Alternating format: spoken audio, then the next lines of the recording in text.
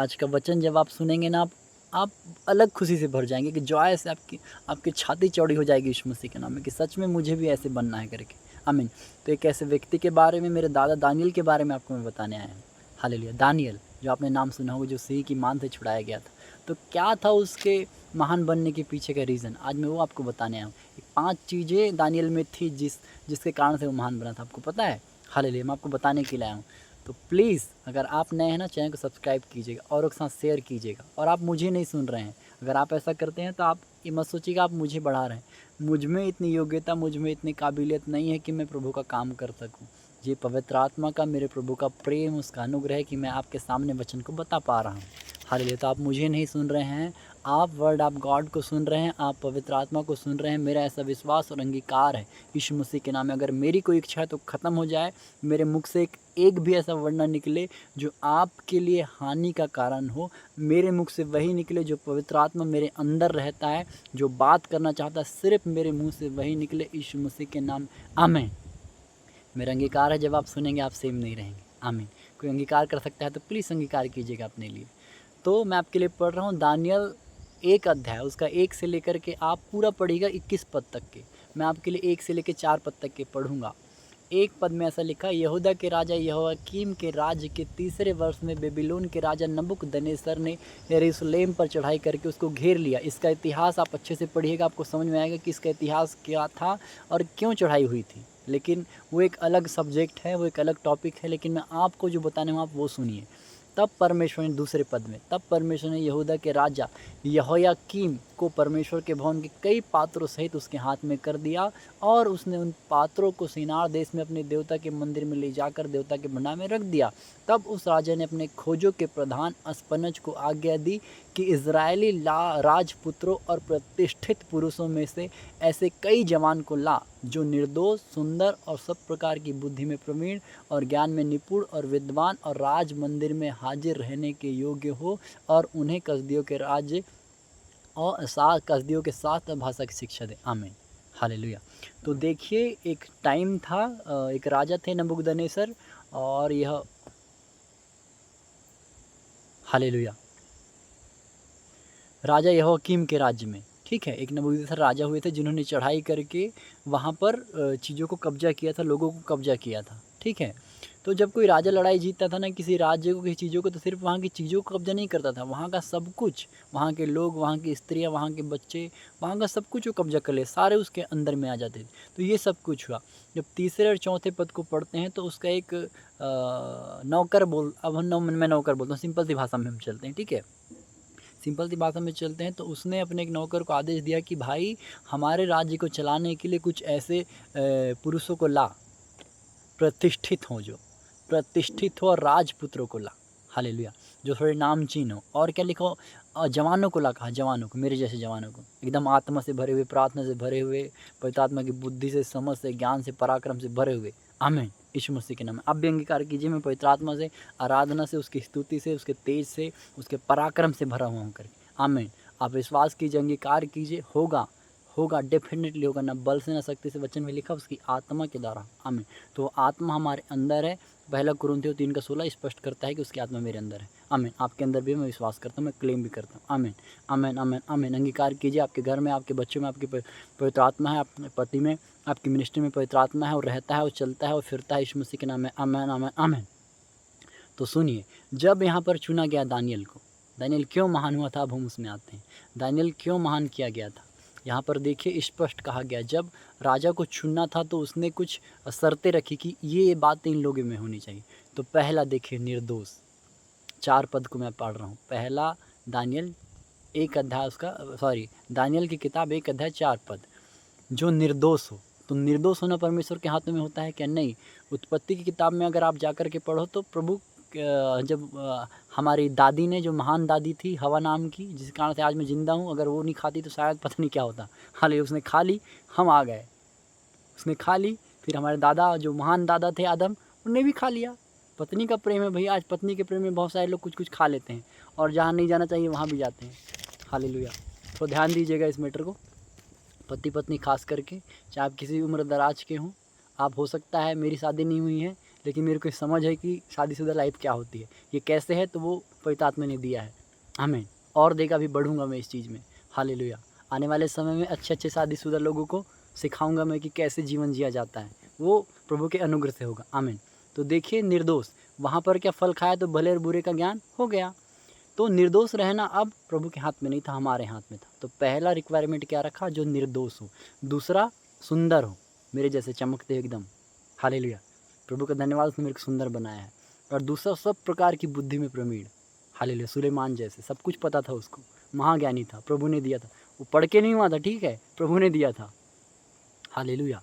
और ज्ञान में निपुण और विद्वान, और राज मंदिर में उपस्थित रहने के योग्य हो, उन्हें कसदियों की शास्त्र भाषा की शिक्षा दे। इतनी शर्तें उसने रखा। हालेलुया। मैंने 1 से 4 पढ़ा है, 4 पद में लिखा है।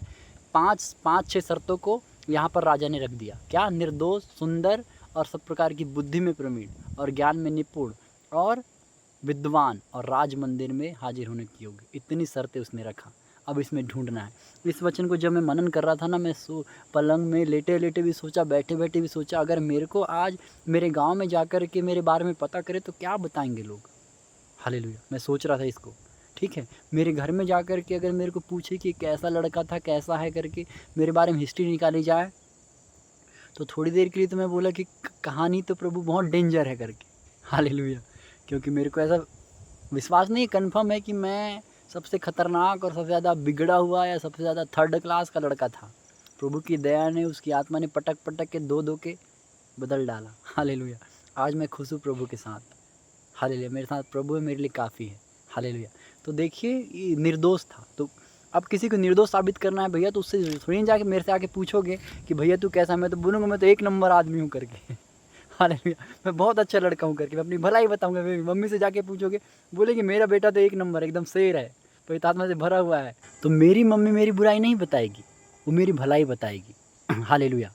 पर मेरे को विश्वास है मेरी मम्मी सच्चाई बताएगी आपको, और मैं भी सच्चाई बताऊँगा कि मैं कैसा हूँ और कैसा था करके। प्रभु ने हिम्मत दिया है, सच बोलने का दम रखते हैं हम प्रभु के लोग हैं। मैं झूठ में विश्वास नहीं कर सकता, ना मैं करता, और ना प्रभु मेरे को झूठ अलाउ करता है, ठीक है। तो अगर आप मेरे पास आओगे, मेरी बहनों के पास, तो सच में वो सच बताएंगे आपको।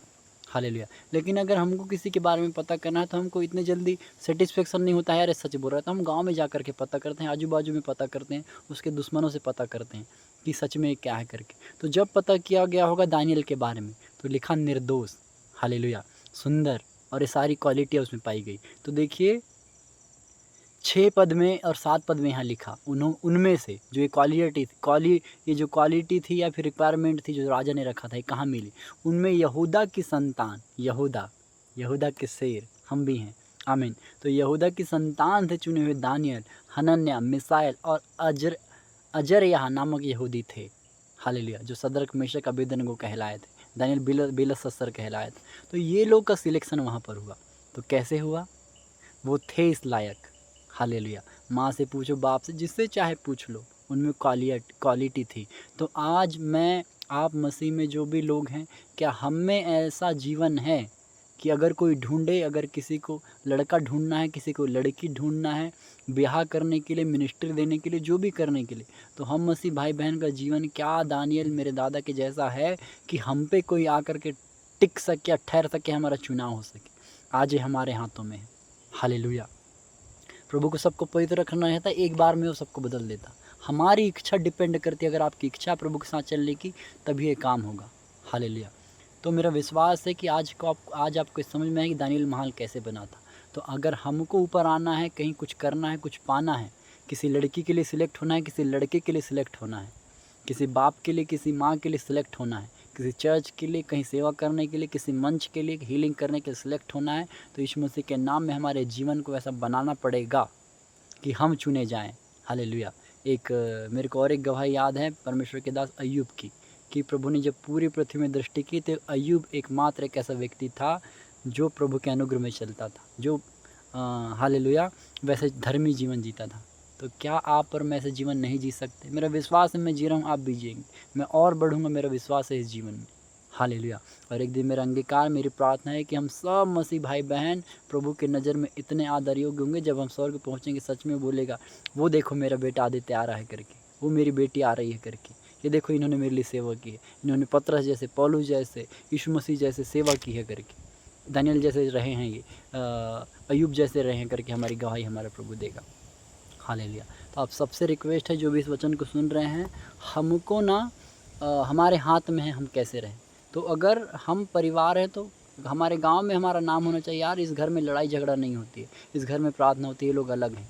कोई पूरा ढूँढे कि कोई प्रेम से रहने वाला है क्या, तो हमारा परिवार होना चाहिए। मैं अपने घर में इस बात को सिखाता हूँ। अगर कोई घर है तो हाँ, वो आदित्य का घर निकले, वो उनका भवन निकले जहाँ परमेश्वर का अद्भुत होता है, उनके घर में अद्भुत हीलिंग होती है क्योंकि परमेश्वर का आत्मा वहाँ पर रहता है। ये मेरी प्रार्थना है।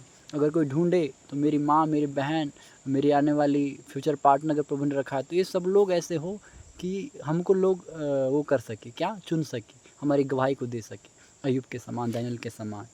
आमीन। तो मेरा विश्वास है हमारा जीवन ऐसा बनेगा, निरंतर बनेगा। आप अंगीकार कीजिए, मैं ऐसे हो रहा हूँ, मैं निर्दोष बन रहा हूँ, मैं निर्दोष बन रहा हूँ। विश्वास कीजिए, काम करते जाइए, होते जाएंगे। आमीन। मेरी प्रार्थना यीशु मसीह के नाम में कि दानियल का जीवन हम सब मसीह भाई बहन का जीवन हो जाए, उसकी जैसे नम्रता, उसकी जैसी दीनता, उसके जैसे निर्दोषपन हम सब में आए यीशु मसीह के नाम। सबका जीवन बदल जाए और जब कोई राजा कोई लोगों को ढूंढे तो मसीह लोग इंडिया में ठहराए जाएँ कि इन लोगों को काम दिया जाए, ये पवित्र हैं, ये ईमानदार है। मसीह भाई और मसीह बहनों का चुनाव यीशु मसीह के नाम में आने वाले दिनों में मैं आत्मा में देख रहा हूँ कि होने जा रहा है। मैं धन्यवाद देता हूँ पिता, तू ऐसे करने जा रहा है। आमीन, आमीन, आमीन, आमीन। तो सच में आने वाले दिनों में आप देखेंगे कि सबसे पवित्र, सबसे ईमानदार कोई लोग हैं ना, सच में मसीह लोग हैं।